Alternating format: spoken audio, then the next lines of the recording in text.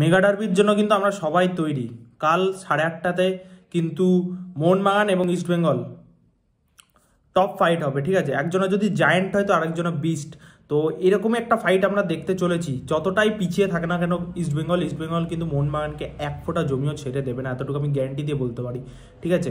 আর Carles কোয়াড্রাটো কিন্তু নিজের tactics কিন্তু সেইভাবেই সাজিয়ে আনবেন। লাস্ট টাইম আমরা দেখেছি তিনি কীভাবে ম্যাচটাকে প্রায় বার করিয়েই নিয়েছিলেন মোহনবাগানের হাতের মুঠো থেকে। Last time দিমির পেট্রাটোস, the Masia, the severe of Mohun Bagan, তিনি কিন্তু গোল করে ম্যাচটা ড্র করেন এবং 2-2 ড্র হয়। তার আগে সুপার কাপ ডার্বি কিন্তু মোহনবাগানকে 3-1 গোলে হারিয়েছিল ইস্টবেঙ্গল, এবং তার আগে আমরা জিতেছিলাম ডুরান্ড কাপ ডার্বি ফাইনালে।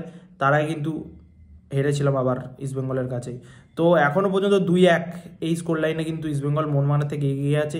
তো এই ডার্বি কিন্তু মোহনবাগানের জন্য অবশ্যই জিততে হবে। জয় মোহনবাগান।